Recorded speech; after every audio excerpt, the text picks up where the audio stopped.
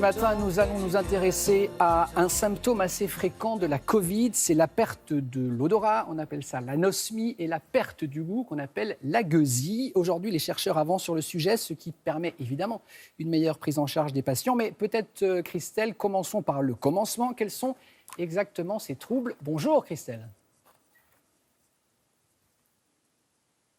Bonjour Damien. Alors sachez qu'on évoque même des parosmies, c'est-à-dire des hallucinations olfactives. On pense percevoir une odeur et en fait il s'agit d'une odeur totalement différente.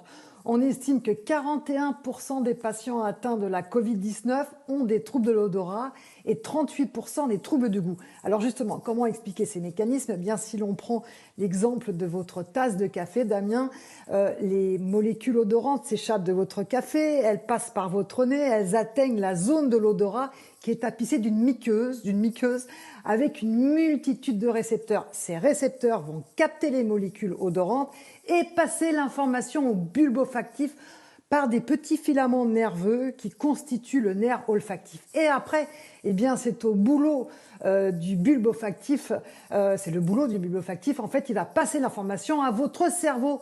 Et c'est votre cerveau qui est capable de détecter, de décrypter ces informations. Alors, dans les cas de Covid, dans certains cas de Covid, eh bien, la muqueuse, elle est gonflée. Ou alors, c'est le bulbe olfactif qui présente un œdème. Ou alors, ça peut être les deux cas de figure. Et on ne peut plus avoir d'informations. Il n'y a plus d'informations entre votre tasse de café juste à votre cerveau.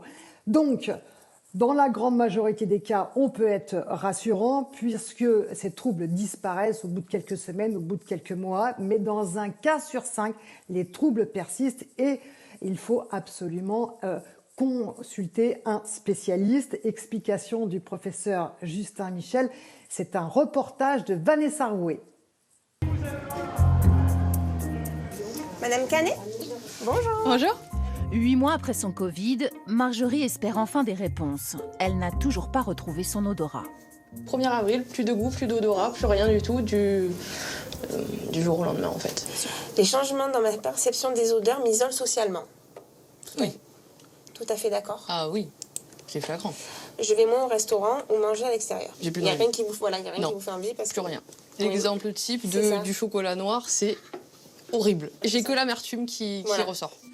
Une perte partielle qui depuis peu bénéficie d'un parcours de soins ici, à l'hôpital de la Conception de Marseille. Première étape, Je vais vous faire sentir 3 feutres. une série de tests. 2 feutres, c'est de l'eau. Il y en a un, il y a une odeur. Je D'accord. vais vous me citer celui où il y a une odeur. Le 1. Le 2. Le 3. Aucune idée. D'accord. Miel, vanille, chocolat, cannelle. Je dirais miel. Miel.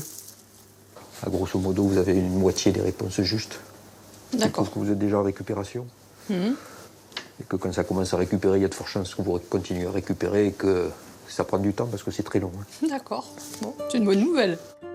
Marjorie a de la chance. Dans les cas les plus sévères, des TEP scanners comme celui-ci révèlent l'inactivité des capteurs olfactifs. Là où il y a la flèche blanche, ici, normalement ça devrait être tout rouge et on voit qu'il y a une zone qui est jaune, c'est-à-dire une zone où il y a moins d'activité cérébrale.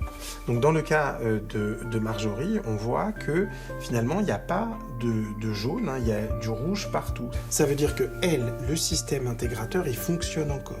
Et c'est sur ça qu'on va s'appuyer pour prescrire la rééducation olfactive. Et sa rééducation commence aussitôt avec une orthophoniste. Objectif, stimuler sa mémoire olfactive. Est-ce que cette odeur vous est familière? Oui, c'est une légère odeur d'ail. En effet. Qu'est-ce que vous pourriez me dire? Qu'est-ce que vous savez de l'ail? Une odeur de cuisine, des plats mijotés aussi avec de l'ail. Je pars de vraiment très très bas où on me disait que j'allais absolument rien avoir, rien récupérer au niveau de l'odorat, où ça allait être très compliqué pour moi et que je ne devais pas espérer grand-chose, à de l'espoir. Merci, à très bientôt. De l'espoir avec un suivi régulier et un prochain bilan dans 6 mois. À défaut d'odorat, Marjorie a déjà retrouvé le moral. C'est important le moral dans la guérison. Merci beaucoup Christelle, passez une très belle journée.